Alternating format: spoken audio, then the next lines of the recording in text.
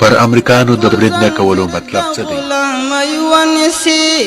داسې نر نشته چې لمن نه ازادۍ ونیسي داسې نر نشته چې لمن نه ازادۍ ونیسي پر امریکانو د برید نه کولو مطلب څه دی؟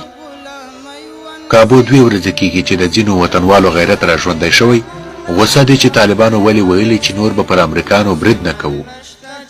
بس دا ټکي یې رانیولي او د طالبانو خلاف یې چې څومره وس رسېږي د الفاظو استعمالول یې شروع کړي دي.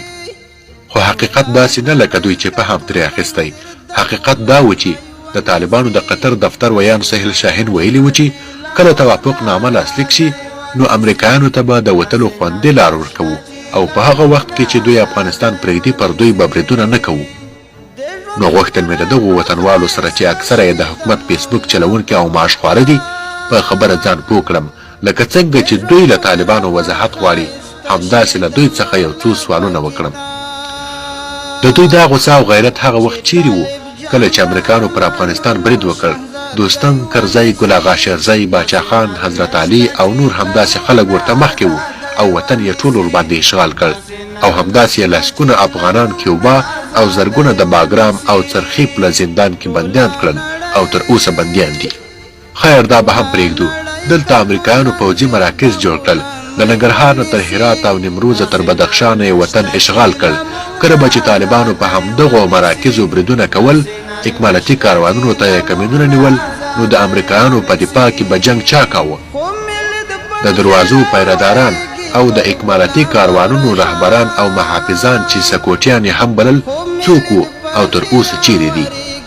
د ناټو سره د دایمي اډو تړون چې لاسلیک کېدو کله مو هلته غږ پورته نه کړ چې دا تړون خو د افغانستان د دایمي اشغال تړون دی. ولې او په کوم قیمت تاسې دا تړون لاسلیک کوئ؟ ښه تړون خو لاسلیک شو. امریکایانو ویل د دې تړون په بدل کې به موږ ستاسې د وطن ساتنه کوو. پر کنړ چې راکېټونه اورېدل، د تورخم دروازه چې جوړېده او د ډیورنډ تار چې اکثرو ځایونو کې د افغانستان پر خاوره کې دننه ولګول شو، هلته تړونخیل او ورسره د اوسنی غوسناک مخلوق چیرې وو؟ د 18 کاله د ترهګر په نوم امریکایانو افغانان وژل، لندې بمبارۍ او چاپې روانې وي. له زرګونه کیلومترو لرې نه راغلی امریکایي څه خبر و چې طالب او نه طالب څوک دی؟ هغوی خو فقط په دې پوهېدل چې څوک چې ډالرو تلکۍ خوروي، په عملیاتو کې مرسته راسره کوي، زموږ اهداف پر مخ وړي، هغه طالب نه دی. او څوک چې زموږ اشغال نه مني هغه طالب دی. نو دا چاپو او بمباریو کې چې د امریکایانو سره چا مرسته کوله، د خپل ورور د کور پر دیوالونو ور اوښتل، د هغو خلکو پر خلاف د اوسني غوسناک مخلوق غبرګون ولې نه ښکاره کوي؟ طالب دا نه دی ویلي چې پر امریکانو برید نه کوو. دا د طالب د سرښندنې برکت و چې ناټو یې د مذاکراتو میز ته راکش کړه. همدا د طالب د بریدونو زور و چې امریکایان د وتلو لار تر غواړي.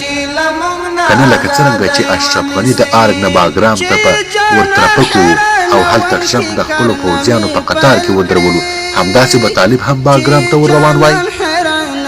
ستاسې غوسه اصلا په دې وجه نه ده چې طالبان پر امریکانو بریدونه ولې دروي، بلکې په دې وجه ده چې طالبانو بریدونه ورباندې بند کړي، امریکایان ووځي، بیا به زموږ راتلونکی څه وي؟